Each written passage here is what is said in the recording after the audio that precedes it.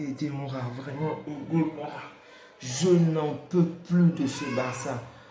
Avant que Barcelone ne joue, c'était vraiment des rendez-vous. Waouh, ok. En fait, on était passionnés, on attendait tous le match impatiemment.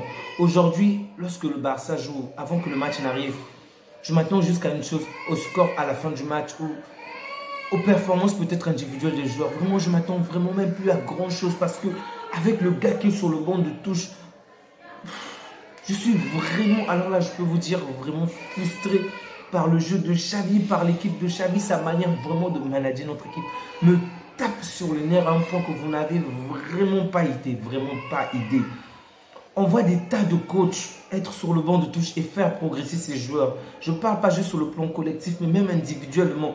Les faire vraiment ressortir le meilleur d'eux-mêmes. Mais avec Xavi, à l'exception des jeunes qu'il prend au niveau de la Masia peut-être, et de certains joueurs qui sont venus avec un niveau, on va dire, plutôt intéressant, je ne vois vraiment pas l'évolution ou une explosion d'un quelconque joueur. Je ne vois vraiment pas aujourd'hui un seul joueur qui sort du lot pour dire qu'il est venu à X niveau, maintenant il atteint Y niveau.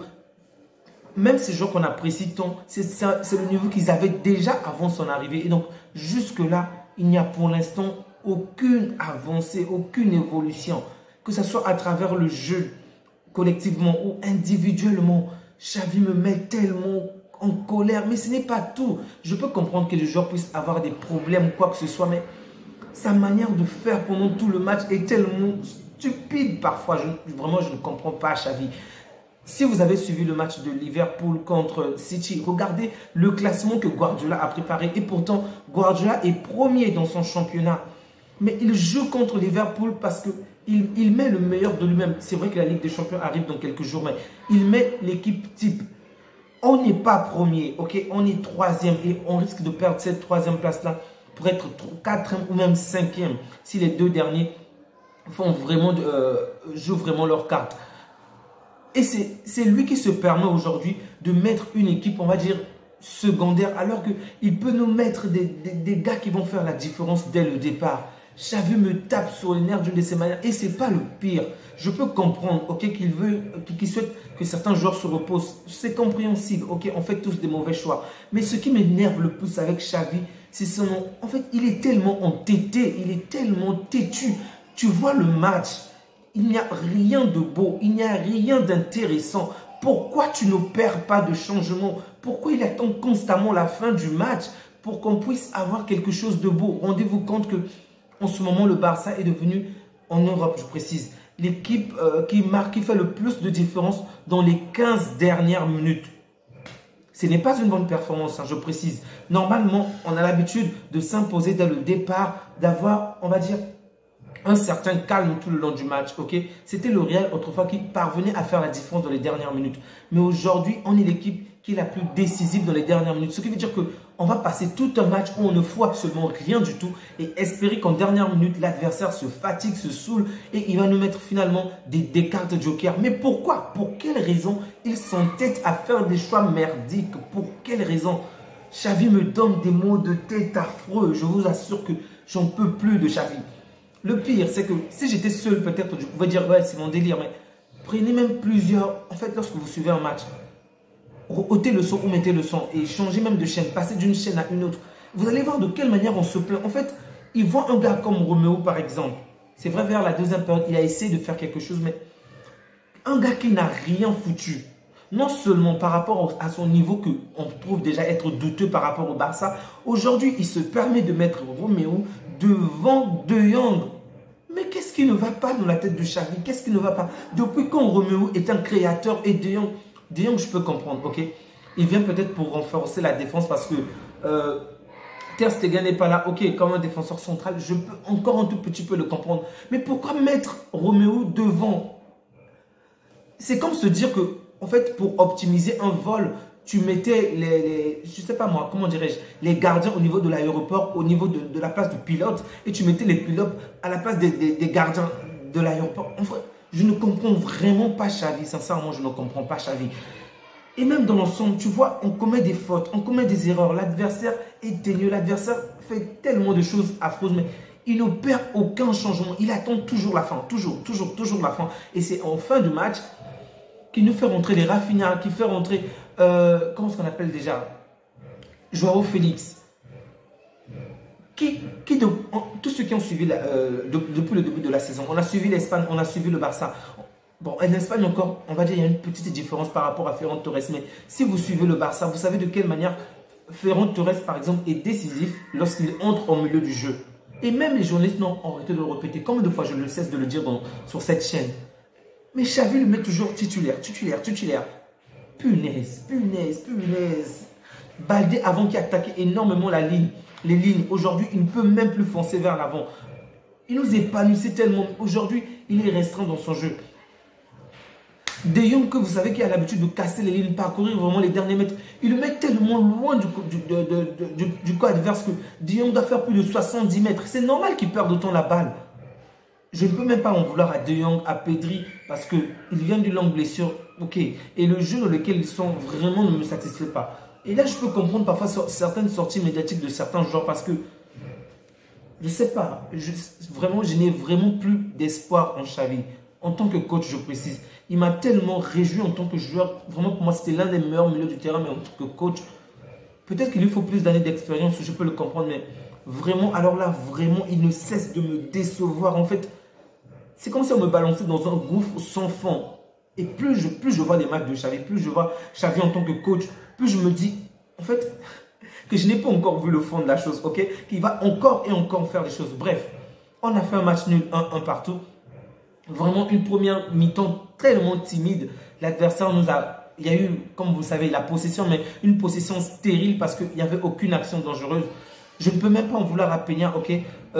Il a fait ce qu'il pouvait. Au début, c'est vrai qu'il a vraiment mal commencé. On a failli nous marquer, mais bon, dans l'ensemble, ça s'est calmé. L'adversaire n'a pas été autant oppressant que cela, offensivement parlant, mais défensivement, on n'a pas su réussir. On n'a même pas pu percer la moindre ligne réellement. Lamine Yamal qui faisait de très bonnes choses en première période, mais dans la finition, ce n'est toujours pas cela. Il lui faut encore plus de temps sur ce point-là.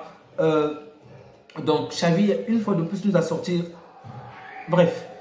Un match pourri vraiment où il pouvait apporter du changement, mais il attend constamment vers la fin. En fait, j'étais tellement content d'entendre de quelle manière les journalistes pouvaient même se plaindre pour souhaiter qu'il fasse des changements, pour souhaiter qu'il apporte du sang neuf, mais bon.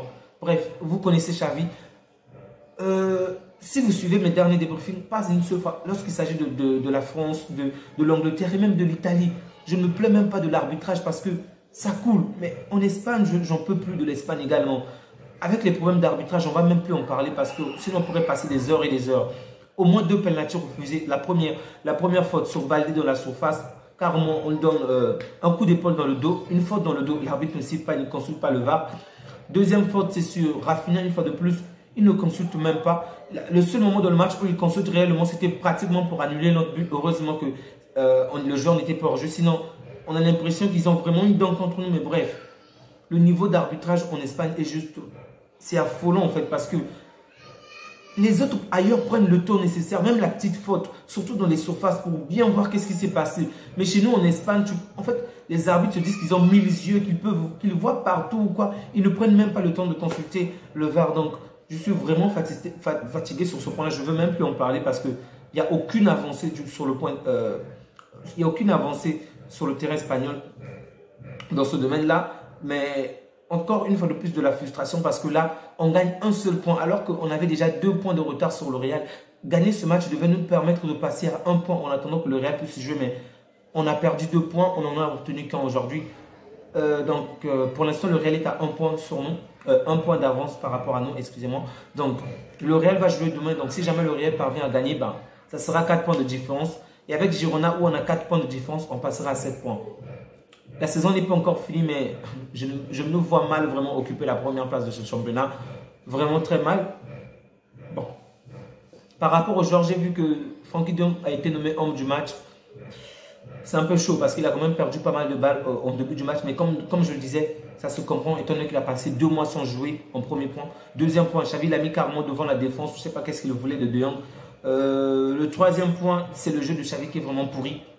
Il n'est vraiment pas à la hauteur, sincèrement. J'espère qu'il va vraiment s'améliorer les années à venir parce que apparemment on va quand même passer un peu de temps avec lui. J'espère qu'il va vraiment s'améliorer parce que jusque-là, je suis vraiment frustré parce que lorsque je vois cette équipe, c'est tellement décevant. Rendez-vous compte que même le seul but, c'est un but contre son camp. Donc c'est le centre de Baldé et le jeune qui touche la balle, qui empêche Lewandowski de... donc, intercepte la balle avant qu'elle n'arrive à Lewandowski. Et donc, il envoie la balle dans le fuyard, dans son propre camp.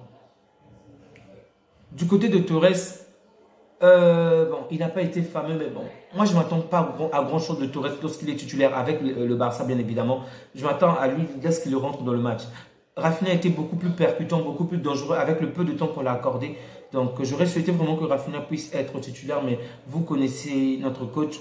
Lamine Yamal également apporté vraiment du danger, surtout en première période avec ses dribbles, mais dans les dernières lignes, c'est toujours un grand problème. Quant à Romeo Martinez, ils n'ont vraiment pas le niveau, je le dis, vraiment, ils n'ont vraiment pas le niveau d'être titularisés chez nous, d'être même là en fait. Même sur le banc de touche, de vrai, ils n'ont même pas le niveau, mais bon, on n'a pas de joueurs, on a des problèmes financiers, c'est normal que nous puissions les avoir. Et je pense qu'ils devraient être sur le terrain le moins possible en fait.